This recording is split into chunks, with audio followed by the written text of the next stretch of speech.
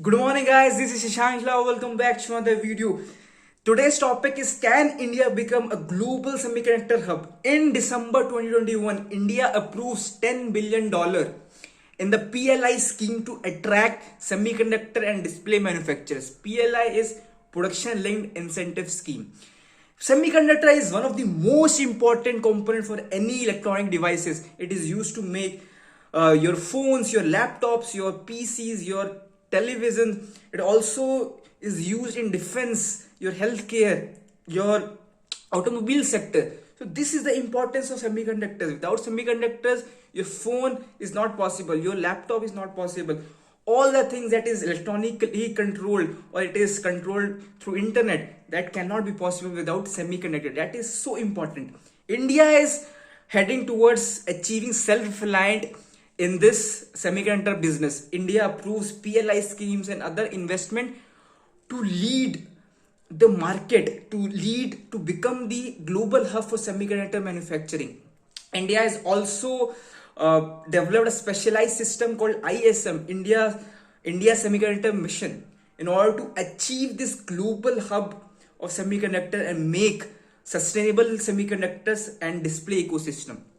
Okay, but the problem here is the war of Russia and Ukraine. It's been going on now for 1 year now, and because of that, the raw materials like neon gas and palladium that are used in the manufacturing of semiconductors, they have hampered. They are not coming. Now there is scarcity, global scarcity of semiconductors in the world. That is the issue, and that is the biggest issue. Okay, so the question is, can India become the global hub for semiconductor industry? The answer is yes. As you know, the semiconductor is one of the most important component. The raw materials include your rhodium, your titanium, your palladium, your neon gas, C4, B7. All these materials they require for semiconductors, and it is being imported from Russia and Ukraine. Okay, India is going heavy on the investment. PLI schemes, other 30 billion investment to set up factories, to set up industries. They are collaborating with other big industries, big companies of the world, in order to attract the foreign investors, to attract these talents, so that we can set up factories in the country. Okay, now the question here is, what is the market size of semiconductors? Market size is unbelievable, unimaginable, the number you cannot even think of. Due to the increase in the production of or the usage of electronic devices, the demand of the semiconductor has increased tremendously, exponentially. Before the lockdown, it was not that much, but after the lockdown, the people are using smartphones, the production of smartphones has increased, and which lead to the production of semiconductors, the demand of semiconductors. The prices are shooting like anything, and due to this war, there is a scarcity because the supply chain has been disrupted. The raw materials production, the production of chips have been hampered, and because of this, India has to face consequences. The prices are high. This is a global issue, and this is very important. Due to this, the countries like Japan and USA, they are trying to leverage this opportunity of making more production of semiconductors to grab the market, and India is trying to grab the market share of $500 billion. Okay, in order to set up these factories and grab the market share. That is a huge size, and just a piece, a portion of the whole chunk. $500 billion India is trying to grab, and India has the opportunity. Why? Because India has all the resources, India has all the investment, India is also having low skilled labors. That is the biggest thing. So India is eyeing to grab that market share. India has also spent PLI schemes and $30 billion to set up factories. Companies like Tata and Vedanta, they already collaborated with 20 odd companies of the world, and they have also invested around $20.5 billion in setting up factories of design, research and development, production in the country itself. That is the biggest thing.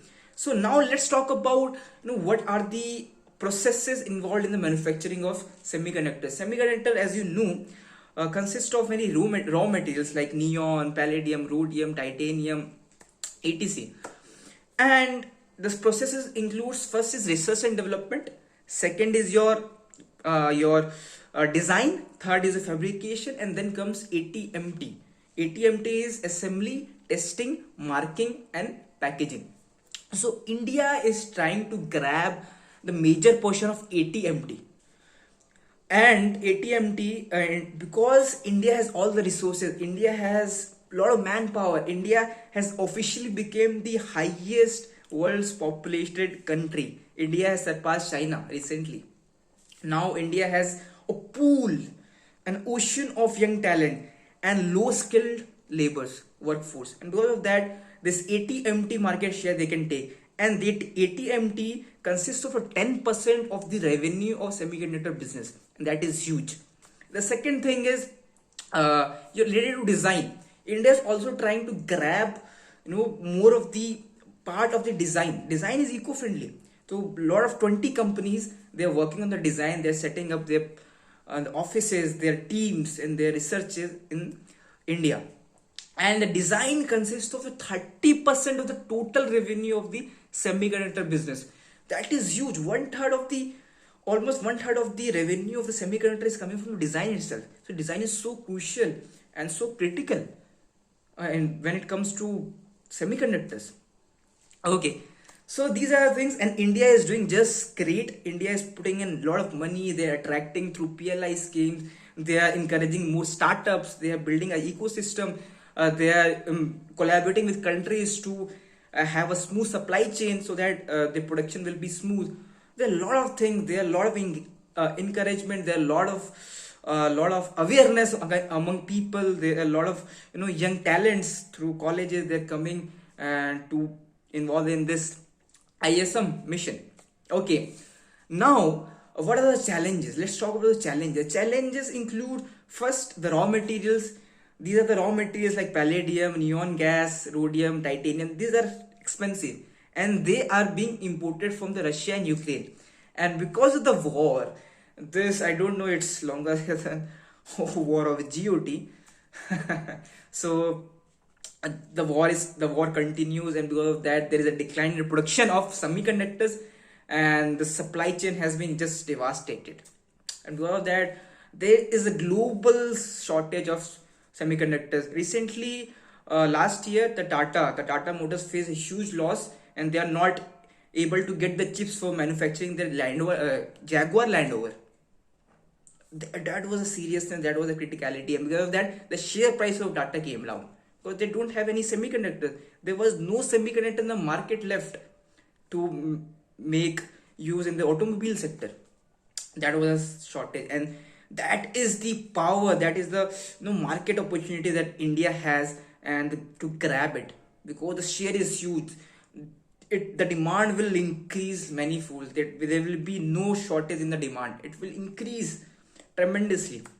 Okay, the second problem is that this industry is electricity and water intensive. You need fresh water, a lot of water, so that is a disadvantage.